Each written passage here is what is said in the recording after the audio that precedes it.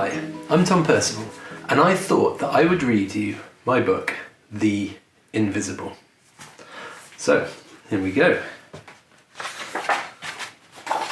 The Invisible. Isabel pulled on her favourite jumper. Ice curled across the inside of the window and crept up the corner of the bedpost. It was very beautiful, and Isabel always noticed beautiful things, but there was no escaping the fact that it was also cold. Very cold.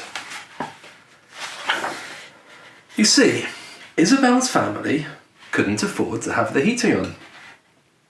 Isabel's family couldn't afford a lot of things. Things that some people take for granted. But Isabel tried not to worry about the things that she didn't have. After all, she and her family had everything that they needed. They had each other. But one day, there just wasn't enough money to pay the rent and all of the bills. And Isabel and her family had to leave their home, the house which held all of their happy memories. And they had to move to the far side of the city. For the first time ever, Isabel couldn't find anything to cheer herself up. This part of the city looked exactly how she felt. Cold, sad, and lonely.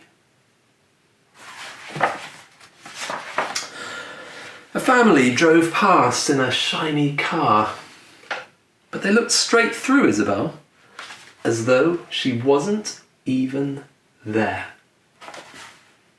And none of the other smartly dressed people seemed to see her either. Isabel looked down and realised she could barely see her own hands or her feet.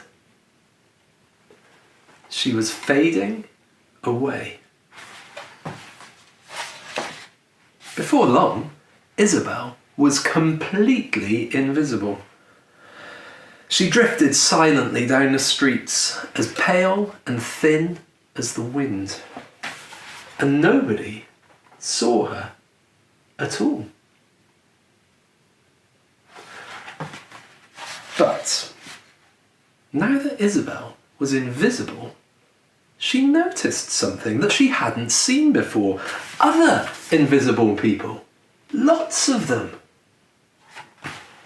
There was an old lady planting flowers in empty paint pots. And there was the man who slept on a bench, feeding the birds in the park. There was the boy who had been forced to leave his home in another country, helping to mend someone's bike. But they all seemed so alone. Isabel decided to help. She planted flowers in the paint pots and she looked after stray animals. She helped to fix things up, and day by day and week by week, other people joined in too.